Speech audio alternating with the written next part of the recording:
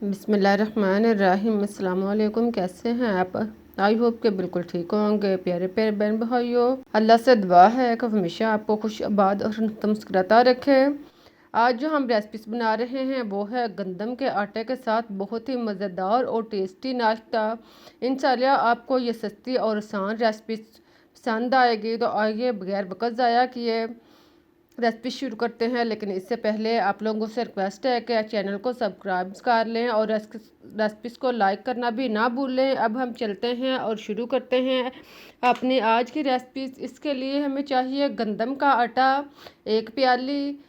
इसको छान कर अच्छी तरह साफ़ कर लें और इसे किसी बर्तन में डालने के बाद फिर आप इसमें नमक आधा चम्मच शामिल करें। साथ में सुरख मिर्च कुटी हुई आधा चम्मच डालने के बाद अब आप इसमें हरा धनिया 1 खाने का चम्मच कटा हुआ डाल लें और इसको अच्छी तरह मिक्स कर लें।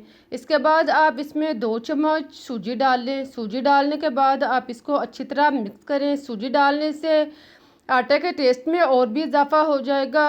इसको मिक्स करने के बाद अब आप 2 चम्मच इस खुश्क आटा इससे निकाल लें। खुश्क आटा एक अलग बोल में निकालने के बाद अब इसमें घी 2 से 3 चम्मच शामिल करें। घी या ऑयल को डालने के बाद इसको आटे में खूब अच्छी तरह मिक्स करें। घी को आटे में खूब अच्छी तरह जज़ब करें। जब घी जो आटे में अच्छी तरह जज़ब हो जाए इसको 2-3 मिनट तक मैश करें और फिर आप मुट्ठी बनाकर देख लें। अगर मुट्ठी टूटे ना तो समझें आटा जो है वो सही तैयार हो चुका है। अब आप इसमें आज़ा रिक्वायर्ड थोड़ा थोड़ा करके पानी लगाएं और इसे गूंद लें। इसे अच्छी तरह 4-5 मिनट तक गूंदें, लेकिन ख्याल रहे कि इसे आम आटे से थोड़ा सख्त रख कर गूंदें। गूंदने के बाद आप इसे एक साइड पर रख दें। फिर आप आलू 3 से 4 अदद, अगर स्मॉल साइज़ के हैं तो आप इनके मकदार बढ़ा भी सकते हैं। इनको लेकर उबाल कर अच्छी तरह कुचल लें और फिर आप इसमें हरी मिर्च 2 अदद कटी हुई डालने के बाद हरा धनिया कटा हुआ शामिल करें।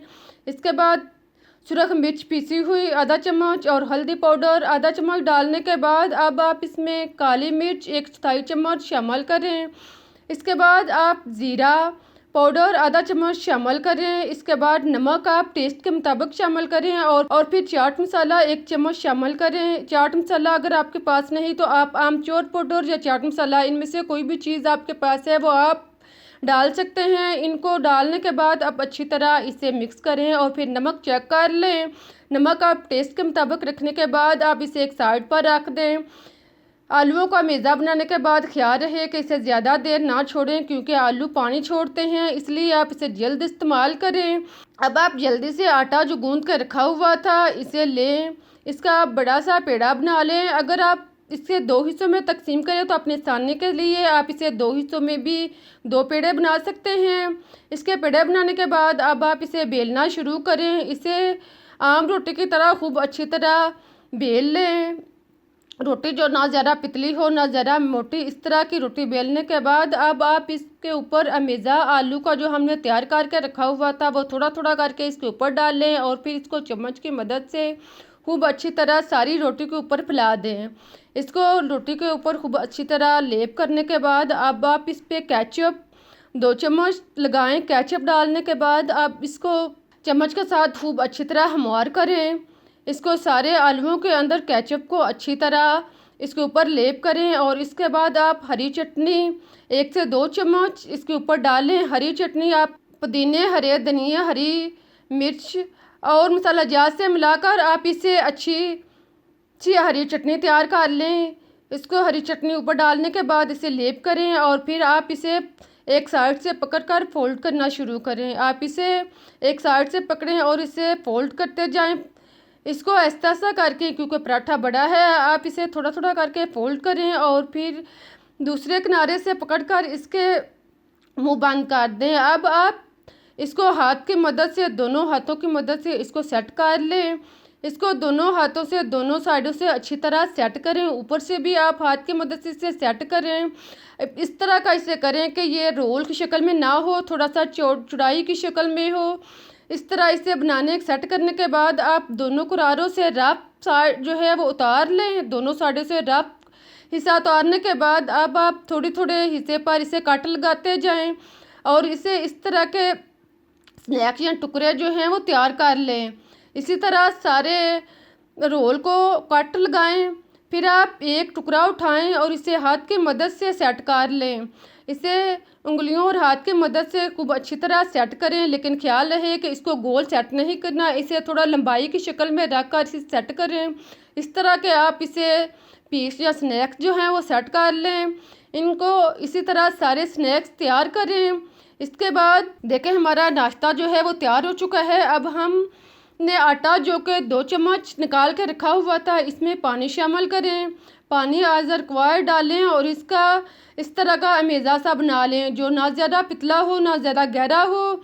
इस तरह का महलूल बनाने के बाद अब आप एक टुकड़ा उठाएं और इसको मैदे के अंदर, आटे के अंदर खूब अच्छी तरह रोल करें और फिर आप इसे फ्राई करना शुरू करें।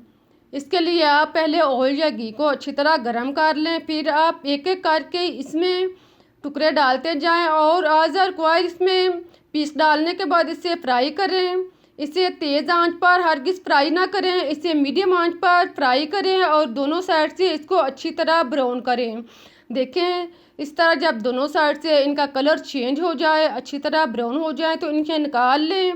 इसी तरह सारे स्नैक जो हैं वो तैयार कर लें। अब हमारा नाश्ता जो है तैयार हो चुका है, इसको निकाल लें। बाकी स्नैक्स या नाश्ता भी इसी तरह तैयार कर लें।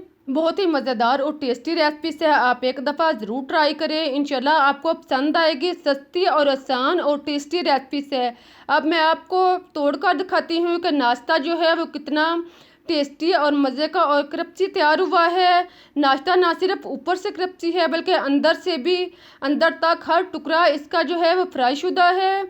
आप इसको केचप के साथ खाएं, चाय के साथ खाएं, जैसे आपको पसंद हो आप इसे नोश फरमाएं। मुझे इजाज़त दें, फिर मिलते हैं एक नई रेसिपी के साथ। तब तक के लिए अल्लाह हाफिज़।